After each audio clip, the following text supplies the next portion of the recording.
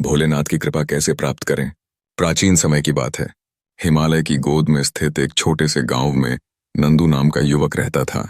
वह साधारण किसान परिवार से था, लेकिन मन में भगवान शिव के प्रति गहरा विश्वास रखता था। नंदू हर सुबह खेतों में काम करने से पहले शिवलिंग पर जल चढ़ाता और एयूएम नमः शिवाय का जाप करता। परंतु उसकी गरीबी और जीवन की कठिनाइयां देखकर लोग अक्सर उसका मजाक उड़ाते और कहते, भक्तिभाव से पेट नहीं भरता नंदू, कुछ कामकाज पर ध्यान दे। नंदू मुस्कुराकर कहता, भोलेनाथ की कृपा से ही सब कुछ संभव है, मुझे विश्वास है। एक दिन गांव में भयंकर अकाल पड़ा। फसलें सूख गईं, लोग पानी के लिए तरसने लगे। सभी गांव वाले परेशान थे।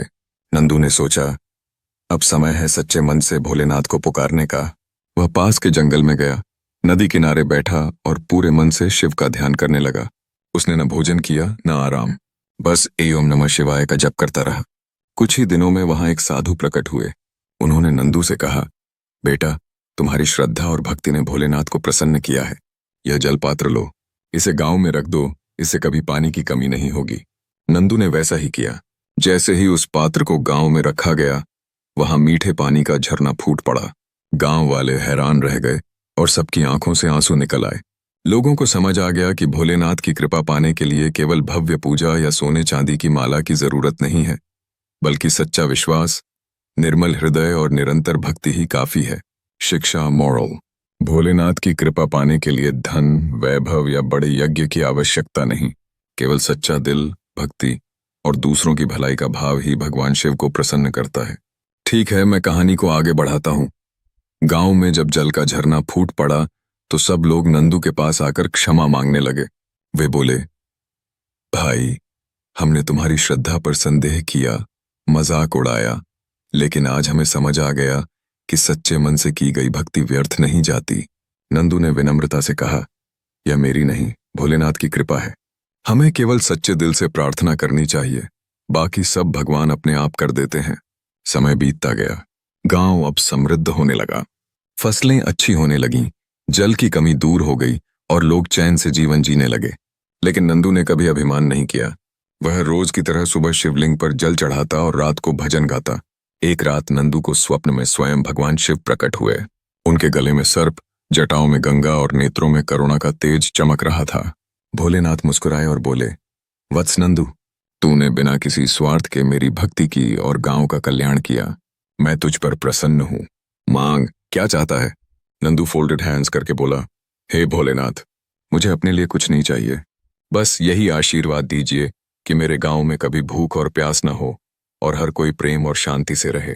भोलेनाथ अत्यंत प्रसन्न हुए और बोले, तूने दूसरों के लिए मांगा है, इसलिए तेरा नाम सदियों तक याद किया जाएगा।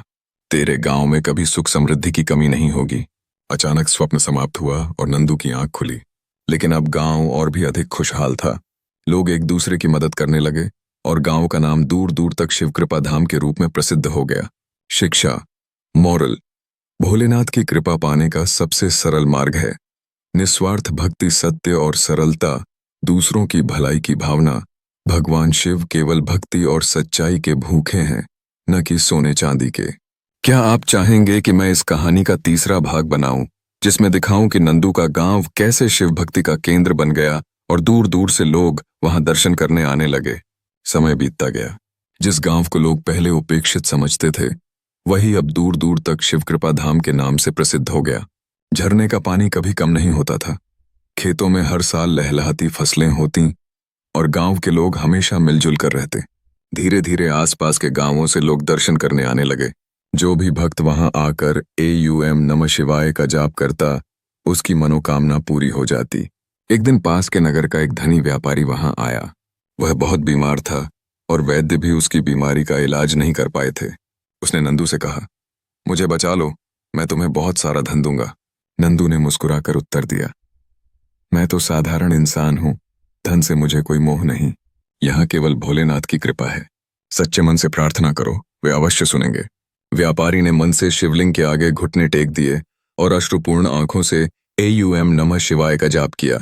कुछ ही दिनों में उसका शरीर स्वस्थ हो गया। वह कृतज्ञ होकर बोला, यहाँ सचमुच भोलेनाथ वास करते हैं।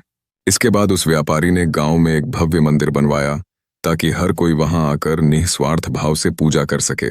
नंदू ने उस मंदिर की देखरेख की जिम्मेदारी ली और अपने जीवन को शिव भक्ति और सेवा में समर्पित कर दिया।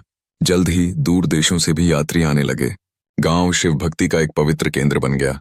लोग वहां आकर न केवल भगवान शिव का आशीर्वाद पाते, बल्कि जीवन का सबसे बड़ा पाठ भी सीखते। सच्चा सुख दूसरों की भलाई में और निर्मल भक्ति में है।